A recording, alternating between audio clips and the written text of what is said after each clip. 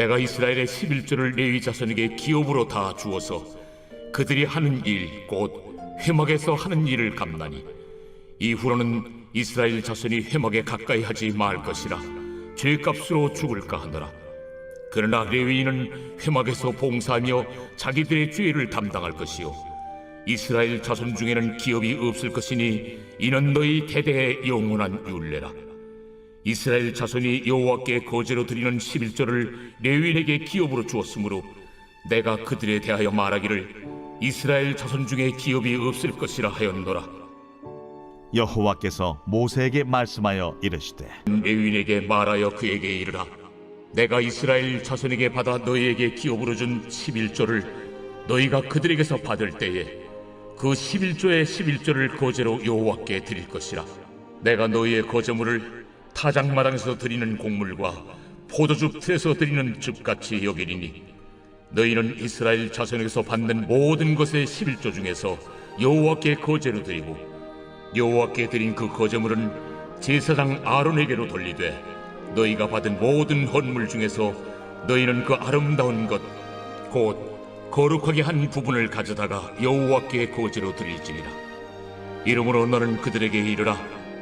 너희가 그 중에서 아름다운 것을 가져다가 드리고 남은 것은 너희 레위인에게는 타작마당의 소출과 포도즙 틀의 소출같이 되리니 너희와 너희의 권속이 어디서든지 이것을 먹을 수 있음은 이는 회막에서 일한 너희의 보수임이니라. 너희가 그중 아름다운 것을 받들어 드린즉 이로 말미암아 죄를 담당하지 아니할 것이라. 너희는 이스라엘 자손의 성문을 더럽히지 말라. 그리하여야 죽지 아니하리라. 안녕하십니까 사랑하는 큰숲교회 가족 여러분, 10월 11일 수요일 큰숲 매일 말씀 시작하겠습니다. 오늘 본문은 민수기서 18장 21절부터 32절까지의 말씀입니다. 21절부터 24절까지의 말씀은 이스라엘 자손이 여호와께로 드리는 거제로 드리는 11조는 레위인에게 기업을 주었다고 하는 그 11조에 관한 이야기입니다. 이스라엘 백성들이 11조를 월마다 또 주마다 회막에게 드리면 그 11조가 레위인의 소산, 레위인의 기업, 레위인의 그 보수가 된다는 것이죠. 25절부터 28절까지는 그 거두어진 11조의 11조는 아론, 제사장 아론과 또 가로 열고 가로 닫고 그의 아들들에게 돌아갑니다.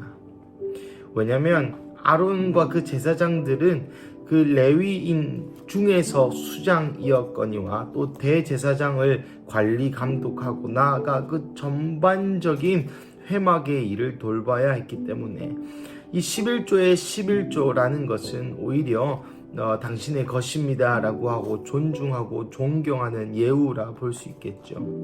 이것은 마치 멜기세덱에게 그 11조를 드렸던 히브리서와 창세기 24장에 나오죠. 아브라함이 믿음의 조상, 이 이스라엘이라는 나라의 원류라고 볼 수 있는 아브라함조차 이 멜기세덱, 샬렘의 왕, 평화의 왕인 그분께 11조를 드린 것은 모든 것이 당신의 것입니다, 내 것이 아닙니다 라고 인정하는 어떤 공경과 예우의 표식으로 제사장 아론에게 11조의 11조를 드렸습니다. 29절부터 32절까지는 이 레위인에게 그 모든 11조를 너희가 누릴 수 있다라고 다시 한 번 더 이야기하면서 이 31절 너희와 너희의 권속이 어디서든지 이것을 먹을 수 있는 회막에서 일한 너희의 보수니라. 여러분 생각해보면 이 정복 전쟁을 한 이후에 이 레위 지파는 땅을 받지 못합니다. 26개인가요? 그 성읍을 받긴 하지만 그 성읍이 자신의 것이 아니라 다 나누어져서 살아가게 되는 것이죠.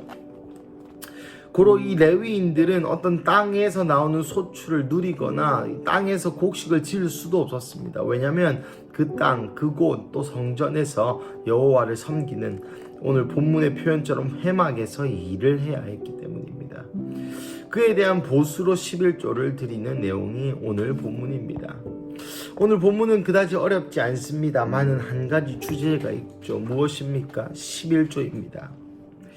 저도 이 청년교회에서 또 청소년교회에서 11조를 왜 해야 되냐 11조를 꼭 해야만 되는 것이냐 라는 질문을 종종 받을 때가 있었습니다.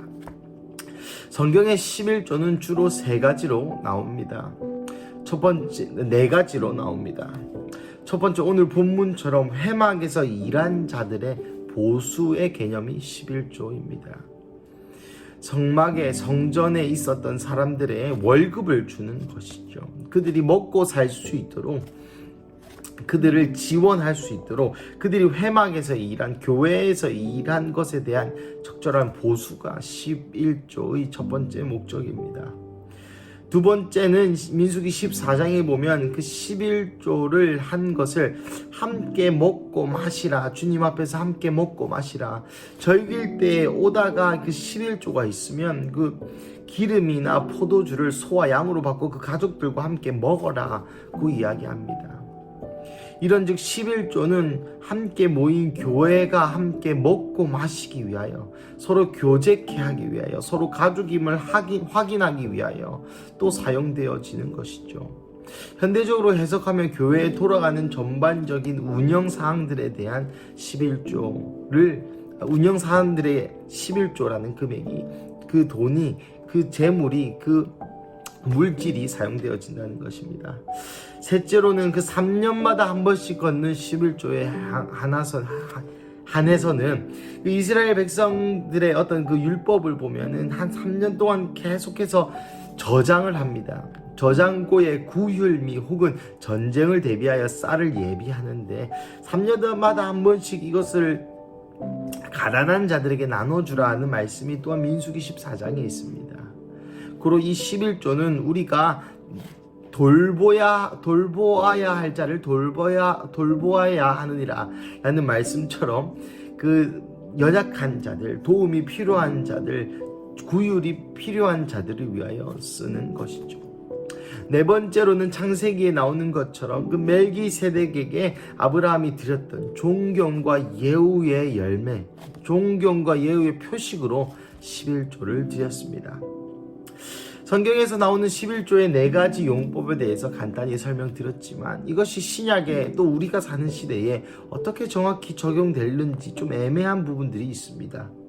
물론 오늘 본문처럼 저 같은 목사나 전도사님들 또 사역자들이 교회에서 일한 것에 대한 받는 보수, 또 우리가 함께 교회의 운영비 등등등으로 생각할 수 있겠지만 정확하게 그 의미냐 그 이야기한다면 또 각자마다 해석이 워낙 다릅니다. 하지만 사랑하는 가족 여러분, 오늘 우리 교단에서는 또 우리 교회에서는 또 지금 현대의 기독교에서는 이 11조를 왜 그렇게 많이 강조하고 있을까요? 그것은 11조의 네 번째 용법, 하나님께 드리는 11조는 이 모든 것이 하나님의 것이라는 것을 인정하는 믿음의 표식이자 믿음의 고백이라는 것입니다. 그러기에 11조가 중요한 것입니다. 왜 중요하겠습니까?